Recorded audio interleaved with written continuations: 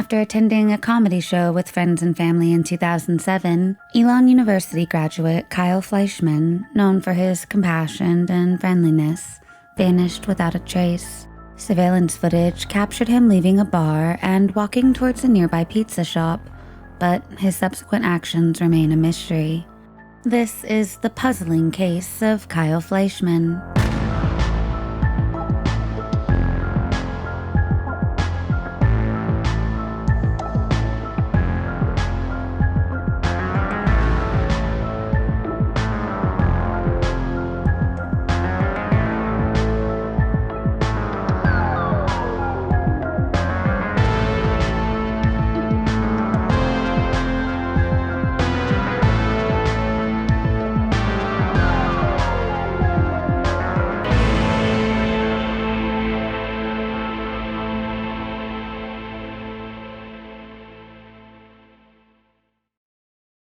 Born to Barbara and Dick Fleischmann, Kyle Fleischmann spent his formative years in Charlotte, North Carolina, alongside his younger brother and sister.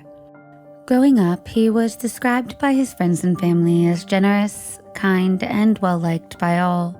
He attended Charlotte Catholic High School and graduated in 2002. He embarked on his academic journey at Elon University, pursuing a degree in business administration. While in college, he held the peer-elected position of vice president in his fraternity, the Kappa Alpha Order.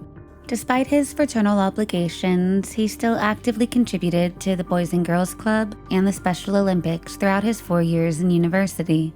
After graduating from Elon in 2006, Kyle initially moved back into his parents' home in Charlotte, North Carolina. In 2007, he moved into a South Charlotte condo with 2 roommates, and began working as a healthcare recruiter at Maxim Healthcare Services. Regarded as dependable, those who knew him say that despite his many hours working, he always made time to enjoy life and his family to the fullest. An outgoing individual, Kyle had a wide and diverse circle of friends. But while social and charming with the ladies, those close to him say that at the time their nightmare started, he did not have a girlfriend. In autumn of 2007, when Kyle was 24, his mother was diagnosed with breast cancer, which impacted the family deeply. Kyle was close with his mother and assured her that they would beat it together. In an effort to uplift his mother's spirits, Kyle invited her to see a Dane Cook comedy show at the Bobcats Arena on November 8, 2007. Kyle's sister, Noelle, also decided to accompany her mother and brother. That same night, Kyle also made plans with some of his friends in order to meet up at the comedy show and have a drink. The November air was recalled as being particularly crisp and cold, with the nighttime temperatures reaching below 32 degrees Fahrenheit. On November 8, 2007, prior to the comedy show, Kyle and his friends gathered at the house of his best friend, Daniel Scagnelli. As they planned on drinking alcohol, they chose to call a taxi instead of driving their cars into the city to see the show. Kyle left his car at Daniel's house, and after having some drinks and food at a local bar, they headed to see Dane Cook's set. Kyle's mother and sister joined them at the show, and they all reportedly had a great time together. Kyle was described as being in a cheerful mood throughout. After the show, Barbara and Noelle headed home, thanking Kyle for the wonderful night. After saying goodbye to his family for what, unbeknown to them, would be the last time ever, Kyle and his friends continued their evening by visiting the popular sports bar, the Buckhead Saloon, located in Uptown Charlotte. Known for attracting a younger crowd, the bar was bustling as usual that Thursday night. Kyle's friends report that the evening was filled with revelry. They drank, enjoyed conversations with friends, and mingled with new friends at the bustling bar. Throughout the night, Daniel, Kyle's friend, observed that he was never excessively intoxicated and that he appeared to be in high spirits. As the clock neared midnight, Kyle's companions bid their farewells and gradually departed, leaving him in the company of his best friend Daniel. When 1 a.m. arrived, Daniel decided it was time to call it a night and asked Kyle if he was coming along. However, Kyle expressed his desire to extend the evening a bit longer and assured Daniel that he would catch a cab later to retrieve his car. Little did Daniel know that this fleeting moment would be the last time that he would see his friend. That early morning, Daniel woke up to find a missed call from Kyle. Initially, he did not think much of the missed call, as Kyle did not leave a voicemail. He tried calling him back, but his phone went straight to his voicemail. Daniel says that he assumed Kyle did not pick up his call due to him being deep in slumber, still recovering from the night. However, as the morning unfolded, Daniel noticed Kyle's car was still parked in front of his residence. This was unlike his best friend, who historically had been the responsible one, and that's when Daniel says he began to worry. He tried calling Kyle again, but said the calls went straight to voicemail. He then called his best friend's roommate, who told him that Kyle had not returned home that night.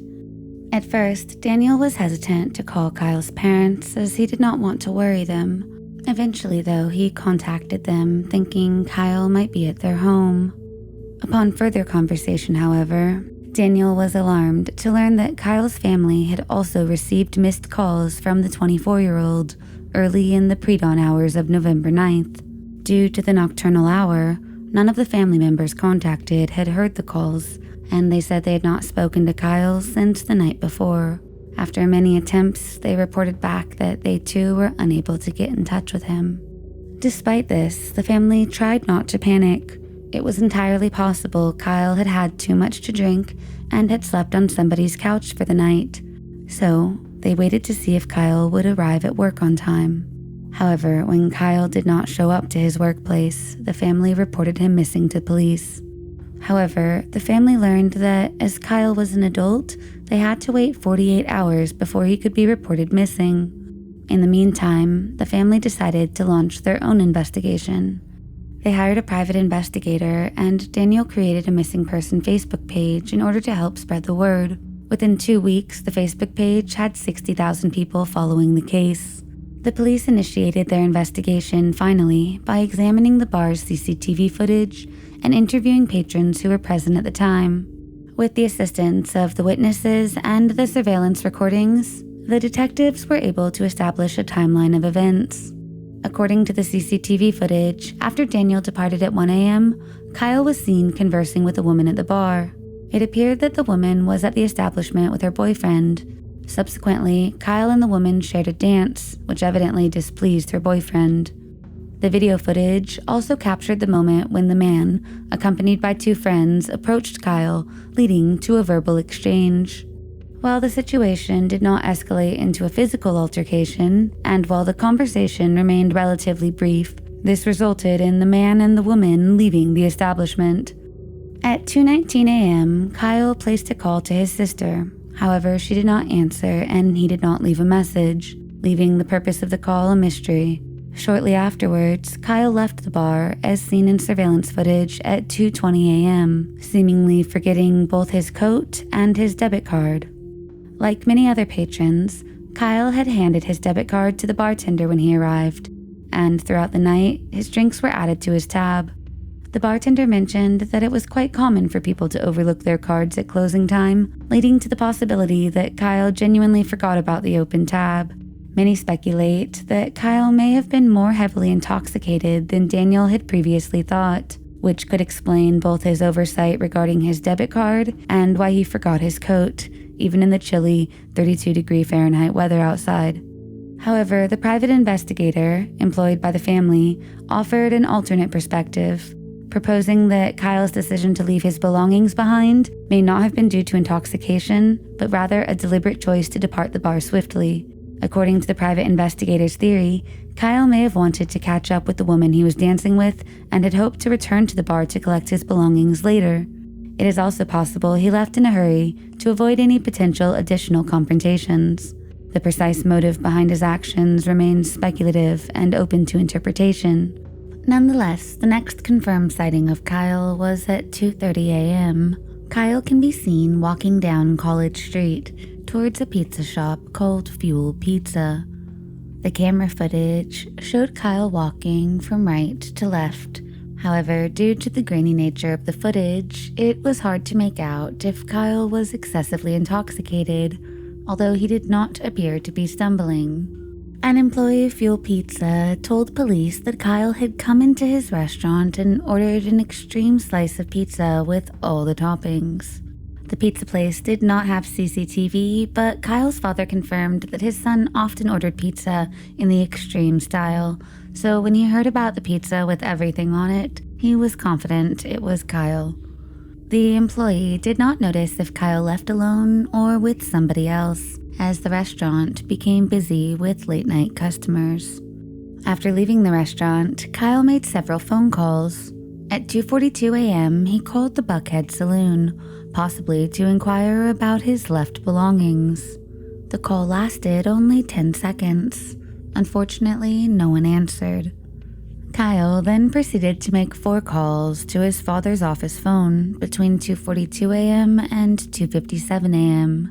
This was strange, as Kyle would have known his father would not be in his office during those very early hours. As he had done in the past, Kyle neglected to leave any voicemails for the people he called. According to his cell phone records, Kyle was still in the uptown Charlotte area at the time of the calls. The next confirmed sighting came from a cab driver who claimed he saw Kyle walking on North Davidson Street, approaching the 110 block near Hunter Wrecker Service, around 3:25 a.m. The cab driver recalled Kyle had no coat on and appeared to be intoxicated. Kyle was not a newcomer to Charlotte, and locals say he should have known the area, often referred to as NODA, to be wrought with drug dealers and gang members who operated the area with a violently heavy hand. In addition to the dangerous nature of the neighborhood, the area was in the opposite direction from Kyle's condo. Shortly after the cab driver's sighting, at 3:28 a.m., Kyle called his best friend Daniel, but the duration of the call was only 4 seconds. Subsequently, at 3:29 a.m., he attempted to contact his roommate, but the call lasted only 6 seconds. Just like in the previous calls, Kyle did not leave any voicemail. It is assumed that his phone battery was almost dead when he placed the last 2 calls. Based on phone records, all activity on Kyle's phone ceased by 4 a.m. There has been no activity on it since. Investigators were perplexed as to why, after leaving the Buckhead Saloon, Kyle made a total of 8 calls without leaving a single voicemail. The purpose behind these calls has long been the subject of speculation. Some theorize that he may have been in distress and was seeking help, while others suggest that he could have been attempting to arrange for a ride. Until further evidence is uncovered, the reason for his calls remain a mystery. A massive search for Kyle continued for over a week. It included firefighters, police, and nearly 300 volunteers, including Kyle's panicked friends and family. But despite their best efforts, no leads were uncovered. His family distributed flyers all over the city and also asked for the assistance of Public Safety Dogs Incorporated. Public Safety Dogs Inc. is a nonprofit organization founded by Mike Craig and Linda Dunn, who train a variety of scent dogs to assist law enforcement in search and rescue. Mike and Linda took up the case and used the scent from the coat left behind at the bar in order to search for Kyle. Using 2 separate dogs, they started tracing the scent from Kyle's last known whereabouts, Fuel Pizza. Both dogs quickly picked up a scent trail and headed towards College Street. The dogs continued to trace Kyle's scent in a wide loop, suggesting that Kyle had walked in a large circle, possibly to evade someone who he may have believed was following him. The scent trail led them to North Davidson Street and eventually to a small bridge connecting to Cordelia Park, which is about 2 miles away from the Buckhead Saloon. Cordelia Park, located in the Villa Heights neighborhood of North Charlotte, spans 24 acres and is a popular destination during the day. However, at night, the park attracts a rougher crowd, including drug dealers and gang members. Kyle's family is skeptical that he would have willingly gone to that area at night, considering the potential risk and danger.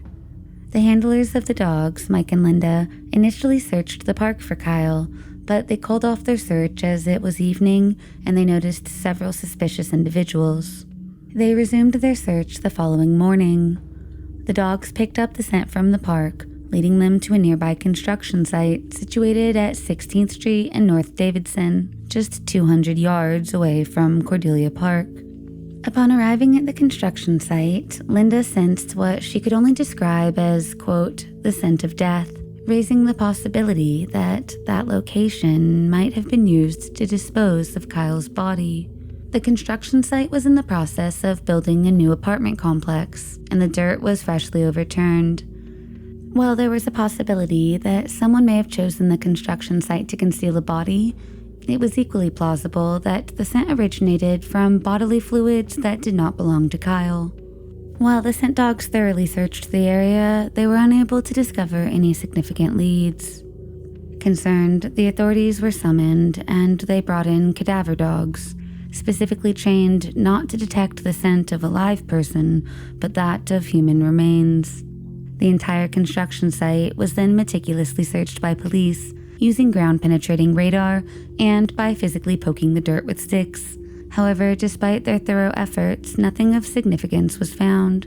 Eventually, construction resumed at the site, potentially erasing any further traces or clues which may have been present during the investigation. Kyle's bank accounts have remained untouched ever since his disappearance.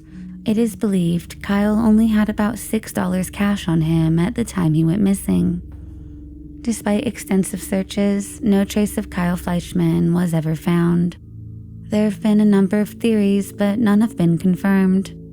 Kyle's family has expressed frustration over the lack of progress in the case, believing that people with vital information are currently withholding it. Kyle's father, Dick, says that contrary to various theories and speculations which have swirled around town, he believes his son was victim to a random crime. He postulates that his son was drunk and disoriented and may have wandered up North Davidson Street in the middle of the night. He wonders if someone driving by spotted what seemed to be an easy target for a robbery, and if that person or group of people may have killed Kyle and dumped his body in what was then a construction site at North Davidson and 16th Street.